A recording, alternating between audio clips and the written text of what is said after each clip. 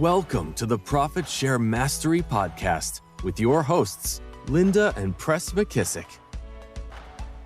Hi, everyone. Welcome to Profit Share Mastery, where we're building wealth while changing lives. I'm Linda McKissack. And I'm Pres McKissack. Hey, Pres, how are you? I'm doing great. How are you doing? Doing great. Hey, I think we are talking about the Profit Share formula, and we're on Validity this week, if I remember correctly. Is that correct? We are, and just as a refresher, we've got, when you're looking at the formula that Linda and I really coach around for, specifically for building relationships with productive agents to introduce them to the company, it's relationships plus validity plus value over time. Right, Linda? That's true. That's the formula. By the way, that's the same formula that I use to build my real estate practice, over 200 transactions a year after year, and also a business that I was able to pass on to be run by my brother-in-law for 20 plus years, and now in the process of selling that business to him. So I kind of am pretty fond of this formula, Pres. It's to me a real success formula. I was going to say, that's why we call it the magic formula. Yep, the magic formula. So today we're going to talk about validity. Last week we talked about relationships, figuring out who do you want to be a hero to as it relates to profit share. And what I always like to say on that, just as a refresher, is who are you already helping in the real estate business? Who's someone that particular kind of agent or production of agent comes to you in your market center currently, and they ask for your help, and you light up and love to help them. So I like to say, who could I help for the next 25 years and never get tired of doing it? That's how I've picked who I've picked to be in relationship with for building my profit share. And I know you, Pres, you're fond of the new agent and love kind of helping them, and you've picked the new agent.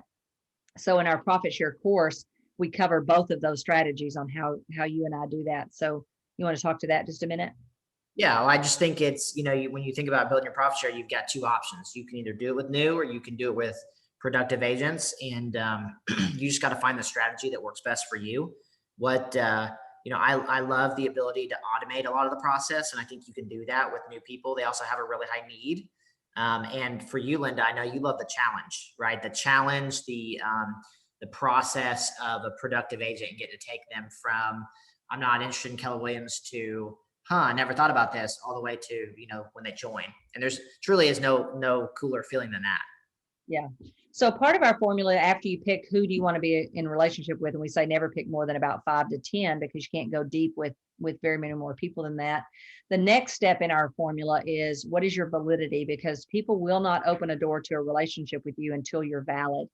And what I love to say about validity is everybody has it, nobody thinks they do, right? So we kind of have to help people in our course. We kind of have to help them around their validity, or what validity does KW have that they can use, or how do they use the validity for other people? Because the beautiful thing about validity is it doesn't necessarily have to be yours. Yeah, that's right. And Linda, I've been thinking a lot about validity as we've been coming up on this topic. And for me, I think validity can be boiled down to attraction. It's the piece, it's the thing that opens the door to a relationship with someone. And again, like you said, it doesn't have, I think our first thought is, I'm not what some people would call an attractive character, right? I'm not the bubbly type, or I may not be a top producer. And yet it's not necessarily about that. It could be, your validity could be other things, like you said, like the company's validity, could be another agent's validity. It doesn't even have to be sales. It could be operations in the business. There's so many avenues. We talked to, MCAs and staff positions about building their downline, and they don't know the value, validity that they have to share. Right, Linda? Yeah, absolutely. That's why I think it helps sometimes. And this is part of what we do when we do our monthly calls is helping people understand what their validity is, and how you grow your validity. And if something's not working with the relationship, us kind of jumping in and helping them figure out how to create more validity, so that person's willing to open the door to a relationship with them. And again, it could be the MREA book, it could be the hold book, it could be the shift book, it could be the one thing. I mean, there's so many tools inside. It just could be a piece of our training that someone needs so badly. And it could be, also your validity is your knowledge and your experience. And I always like to say, some of my greatest validity is my failures. People find you valid when you failed at something and come back out on the other side.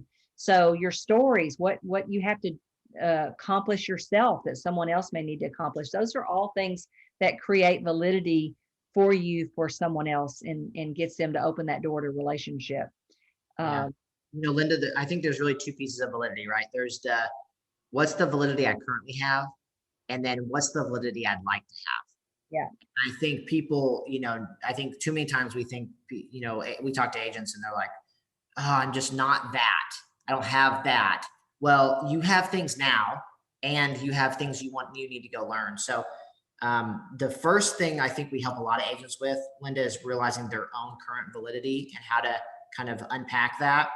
But also, what's the validity you want to have, and what are the steps you can take to go get that validity? And I think there's probably like 4 ways in my head, Linda, as I'm thinking about it, that if you want to go build your validity, here's probably some 4 of the best ways to go do it. Number 1 would be a learning-based person. Mm-hmm. Go to every Keller Williams class you can, absorb, learn, listen, take notes, take the PDF that they give you and keep that and review it and go back over it. The second thing would be shadow. Go shadow top producers or systems or whatever it is that you want to go gain validity in. Go shadow people who are already doing it. The third way would be role play. If you want to be a master at getting FSBOs, if you want that to be your validity, you should probably role play your scripts and dialogues and objection handlers with FSBOs, right?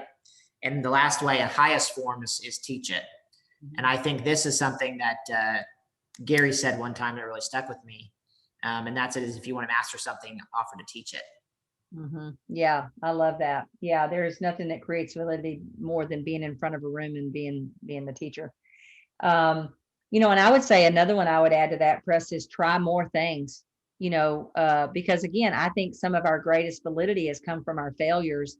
And if we hadn't made big, scary commitments that we could go out and fail our way forward at, I wouldn't have that validity for people that need me to have that validity to open that relationship. And so the more you try, the more you create validity, because you're going to have more experiences of things you've tried. And even if they don't work, even if you fail at them, the failure can be turned into something that's validity, because you learn how to get out of that failure and then eventually turn it around. I think about the days when Gary Keller was building Keller Williams. One of the best ways that he created validity for me and the people that I brought to Keller Williams in those days was, 1, he taught.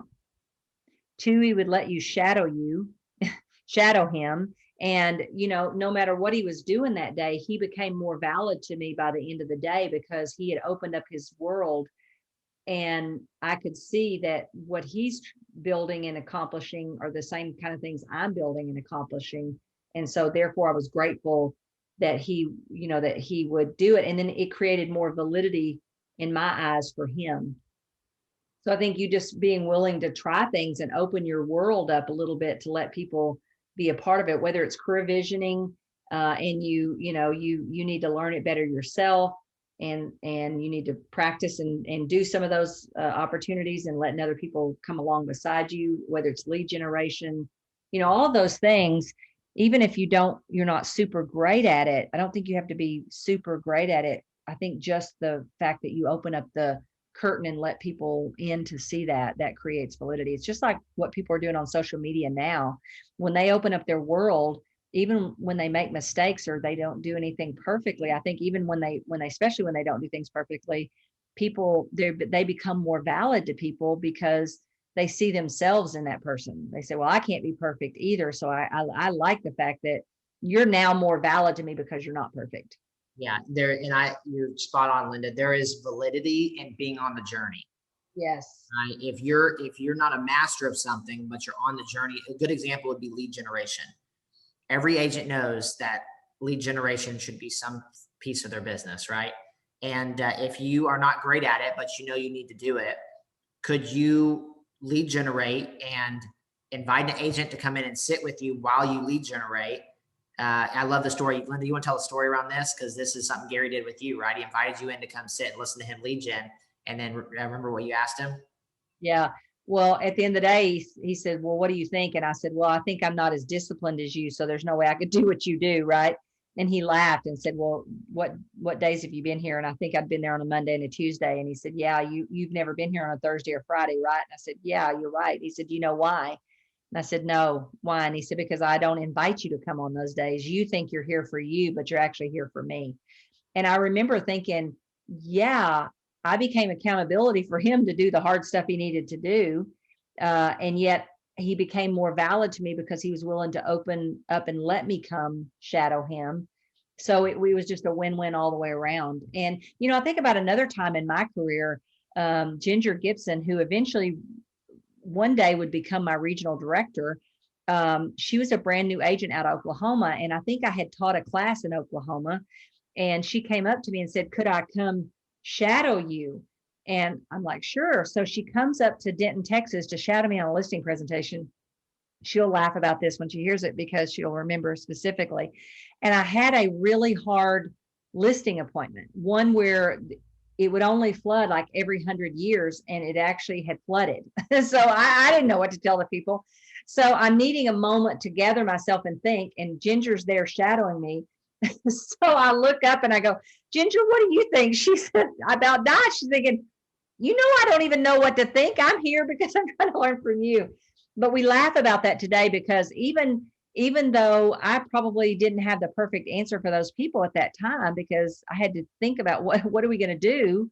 It wasn't supposed to flood. Now it's flooded. I think if you asked Ginger today, she would say my validity went up because I was willing to be vulnerable enough to let her inside and on a journey that we were both on. And because I think sometimes seeing that I used to remember when Gary would tell me, I would say, gosh, you wouldn't believe what happened, Gary. This person did blah, blah, blah, or whatever.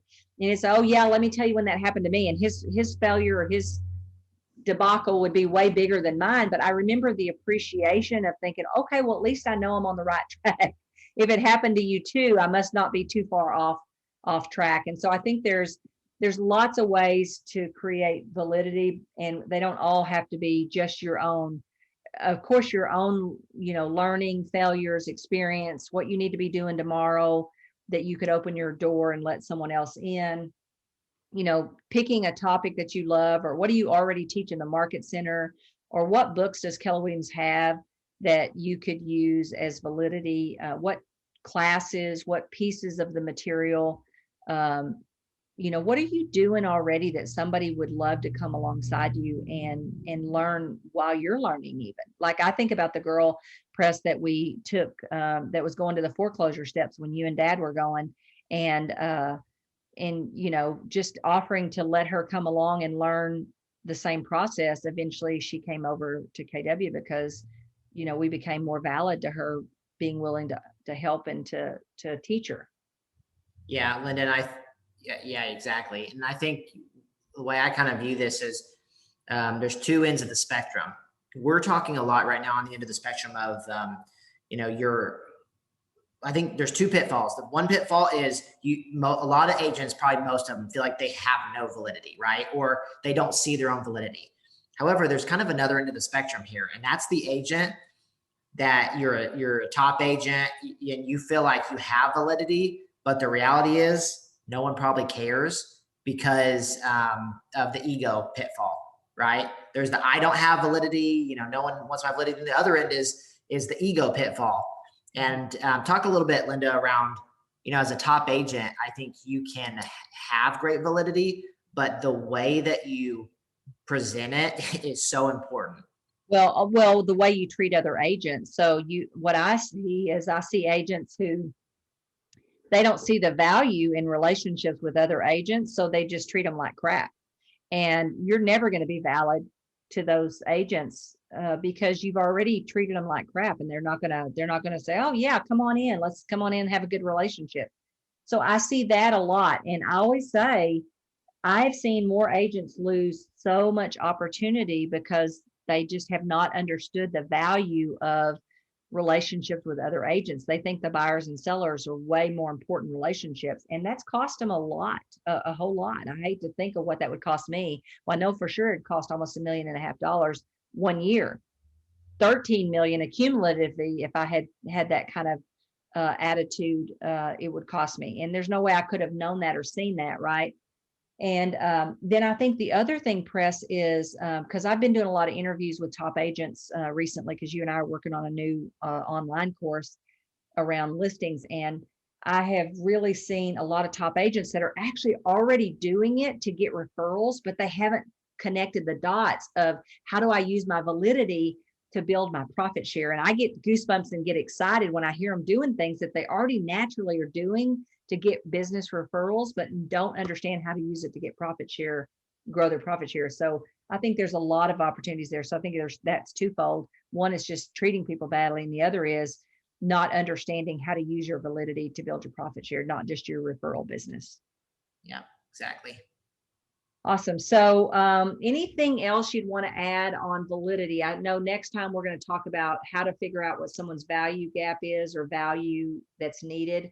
That's the other V in the formula. But anything else? The only thing I would add, Press, probably around validity is there's a ton of people, especially if you've got KW instructors or panelists, that can always be your validity if you give them a heads up in the beginning that you need their help when they're teaching a class. I know I've never told someone no when they said, hey, I've got a recruit in the room, can you talk to them?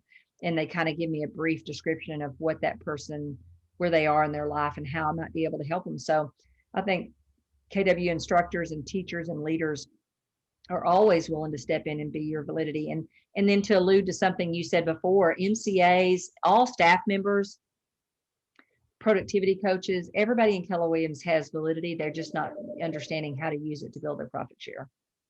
Yeah, agreed. I just would, in closing, I would just reiterate, validity is a journey. It's never a destination. You've never made it. So understand that, because I think there's power in understanding that it's, in the words of Dan Sullivan, it's progress, not perfection. Yeah. And at the end of the day, the highest and best use of, I just love this part. I always gravitate back to it. When something makes me nervous, it's probably something I should teach in the market center. Mm-hmm. It's the best way to gain your validity at something, to force yourself. It's like when you have a project, the best way to make sure that you're going to actually do the project is to set a deadline, right? If you're going to teach in the market center, man, you better believe like that week before, you're going to be working hard to learn that topic, learn that thing, improve that skill, so that, you can improve your validity. So I would just say, if you've got some areas where you want to grow your validity, offer to teach at the market center. That could be a great first step for you.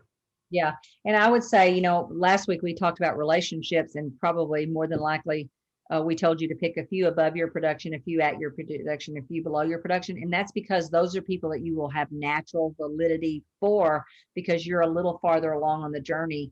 And even the ones that have produced just a little bit higher than you have way more tools than they do. So that's going to add you that extra validity, even though they might outproduce you in production wise. Yeah, that's smart. Awesome. Okay. Well, Press, I guess I will talk to you next week. And remember, if you haven't hit subscribe, please do.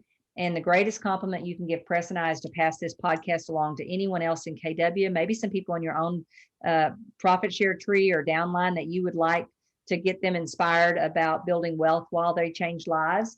And Press, for anybody who's interested, I know we've had some great success stories on our call this month. I'm super pumped with our people that have already purchased the profit share course and jumped into our membership once a month calls. But anyone who might be listening to this and saying, you know what, this is the year I want to get excited and get serious about building my profit share, how would they go about jumping into our profit share course? Yep. You'll just go to profitsharemastery.com. You can just join us right there on the website. We'd love to have you. Yep. And then once a month, we have monthly calls where we will actually take your questions. We had a lot of questions. We just finished one today. We had a lot of questions and some great feedback and success stories. And then we were able to help move a few people that were kind of stuck with a couple of recruits that they had that didn't quite go the way they thought that first meeting would. So we helped them figure out how to go on and get into that next meeting and keep that relationship moving forward. Yeah, honestly, it's the most fun thing I think we do, Linda, is just helping people in real time solve obstacles that they feel like they've hit. And at the end of the day, it's what's always great is just to hear when people come and they're like, oh, I totally screwed this up. And then once we talk through it, it wasn't so bad. Yeah. Right? Help them get through it. Yeah. Love it. Love it. It is my favorite thing to do too. And the hour goes so fast. And each of the people on the call learn from each other.